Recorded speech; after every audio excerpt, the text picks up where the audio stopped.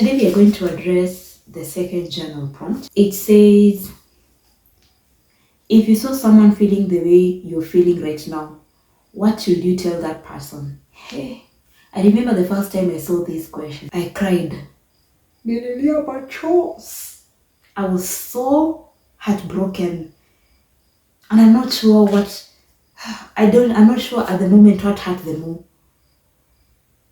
I don't know if it is whatever I was going through or the mindfulness the question brought me. So, in fact, this is one of the questions that I read and I said, I am not ready. I am not ready to be honest with myself, not on a journal, not in life. So today, I'm looking at who I was then, I'm looking at who I am right now, and if I saw someone feeling the way I'm feeling right now, there's so many things I'll tell them. I'm not even sure they're ready to hear. So, I don't know, this video will feel like a confetti and I'll just throw my words up there.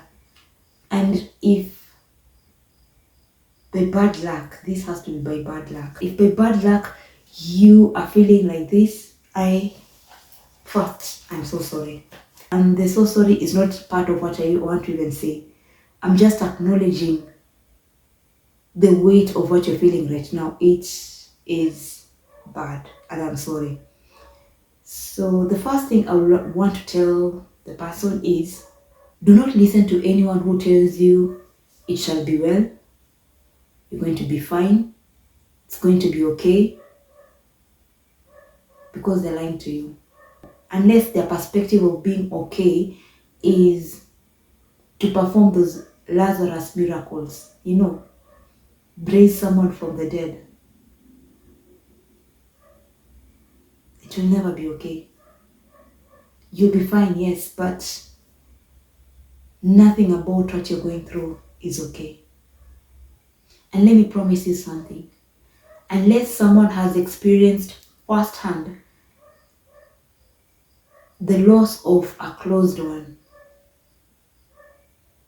unless you're a parent who has lost a child, unless you are a sibling who has lost a sibling, unless you are a person who's lost a spouse, unless you are a person who has lost a direct person, a nuclear person, you're the ones. Nobody can advise you about this. And pain and grief is so different to people. I too, who has gone through it, can't even tell you how to be okay.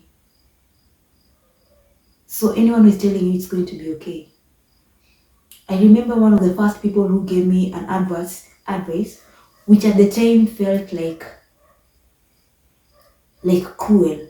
But I remember listening to her and the first reaction was, this is the first person who is going to be honest with me. Because at the time we hadn't even laid the person to rest. She sat next to me and she said, Lynette, let me tell you something. I am a person who has lost a husband. I am a person who has lost a sibling. And I can tell you firsthand that these two pains cannot be compared. Losing a sibling is hard. And I think whatever came out of that conversation, consciously or subconsciously, informed me. And it informed me as you were making the preparation to lay him to rest. It informed me up till now. It informed me, I dare say, even in the future, because anytime I am able to look at something and appreciate that thing, for example, if I am able to feel the warmth of the sun on my skin and just experience it fully, anytime I can do that, not stand quickly to say, now I'm okay. I stand gently, I stand mindfully, knowing that in this minute, in this moment, I am okay. I cannot predict what the next minute you'll blink, because I have had instances where right now I am 100%, and the very next second I am at the floor crying my gut out. I am at the floor praying, begging God to end it. So do not listen to anyone who says you'll be okay. Imagine. What I've learned by now is that this concept that is called okay, as they explain it, is different from how you will eventually define it. And that is the second thing I'll tell you. Only you will be able to define what okay is. Only you will be able to define what your new normal is. And it won't be something that is linear. You'll take one step forward and realize you're stepping on a sinking sand. You'll remove your feet quickly. You will take another step and realize you're stepping on fire. You will get out of there very fast. You will take another stride a little bit further and you will get a solid ground, and you will move the next feet there, and you will stand and you will appreciate that moment. And when you are there enjoying the solid ground, you might be tempted to think that now you're okay, you've gotten this figured out. And when you take the next step, you'll find that there's a puddle of water. And if you're walking in socks, your socks will be wet. So you'll have to return your feet back to the solid ground and think about how you're going to dry that socks, for how long you're going to have to wait. And you're going to maybe think about how you're going to change those shoes. But all these things, only you will have to define what is okay for you. It's only you will have to take the steps. It's only you who has got to figure the way out. But don't trust anyone who tells you you'll be okay. Okay. The other thing I'll tell this someone is that there's nothing like the other side. I don't know how people go through their thing, whether you're dealing with sadness from a breakup, a miscarriage, unemployment, or the loss of a loved one, the loss of an opportunity. I do not know what you're dealing with. Sometimes you're tempted to think that if you push through this pain, if you push through this pain, if you push and come out the other side, then you've conquered. It's like, you see, this is the obstacle that you're encountering, or this is the pain that you're encountering. And I don't know about other people, but for me, I've always been trying to push and push, because I feel like I need to go through this hard situation and pass through. And once I come out of this other side, then I have conquered. Hey, if there's anything I'm learning right now, there's nothing like pushing through.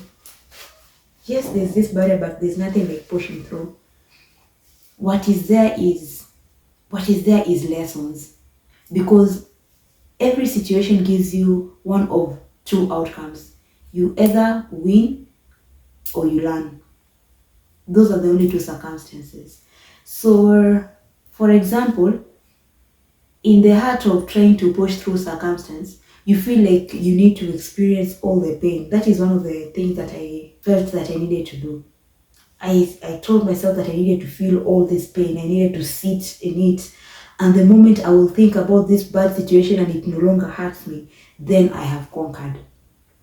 For other people, it is different ways. There are people who, if you're going through a breakup, there are people who go out to get like a quote unquote a revenge body. You hit the gym, you lose the weight, and you come back with a banging body.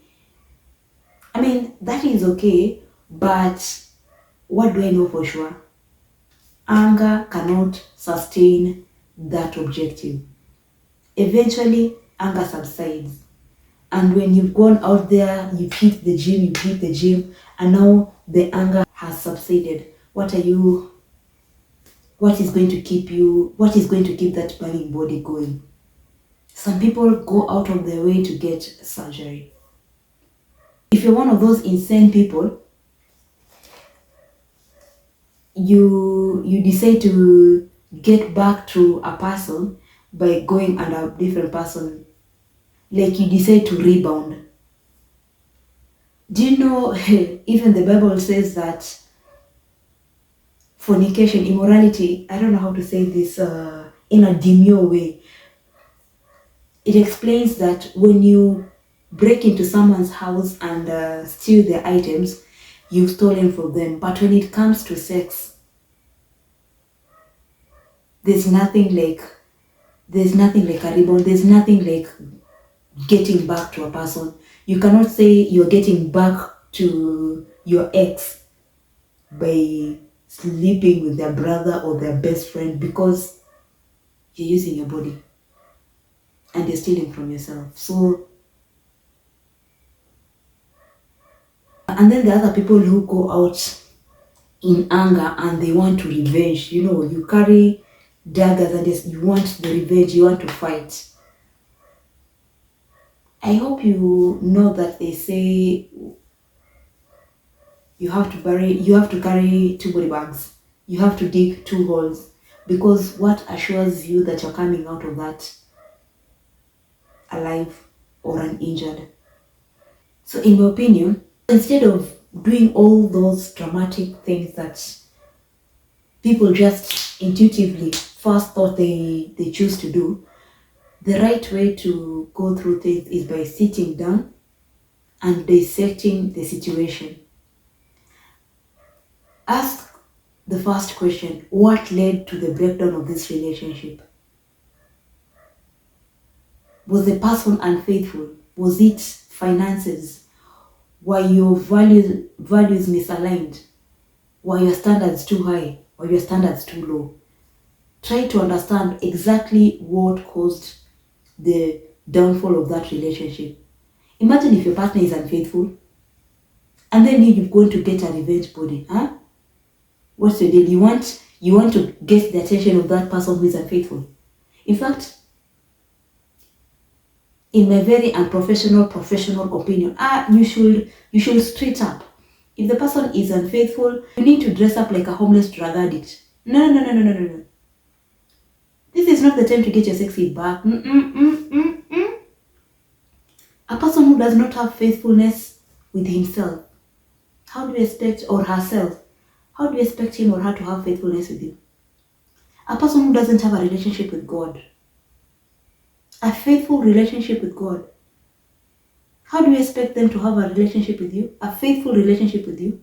A person who disrespects their parents, a person who disrespects the waiters, the watchmen, a person who has shown you bouts of anger, a person who beats people.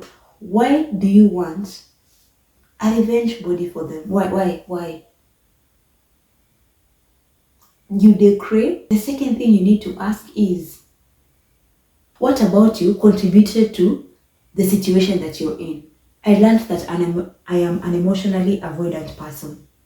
So that realization made me realize why I am attracting a certain type of partners. So you need to ask yourself, what is it about you? Are you in one way or the other insecure? And that is why you're looking for security, or you're looking for validation in other people, especially your partner. Is your self-worth, your self-esteem so out of place that you feel like your sense of worth is pegged on a person? You need to ask, what version of you made you settle for this person? In fact, the word I'm looking for is settle. You need to understand what part of you, what version of you made you to settle for this person. Because in answering these two questions, it will help to stop repeating a cycle and expecting different results. I feel like if I saw a person feeling the same thing I'm feeling right now, there's so many things I could tell them. But at the moment, those are the two things I am comfortable sharing. Yeah, I hope this episode helps you or someone. Kindly consider to like, share, comment. Let us talk in the comment section. Let me know what you would tell a person who is feeling exactly what you're feeling right now. What would you tell them? I would really like to know your sentiments are. Let us engage in the comment section. If you've reached this section of the video, thank you so much for being here. Thank you for your continued support. Till the next one, bye.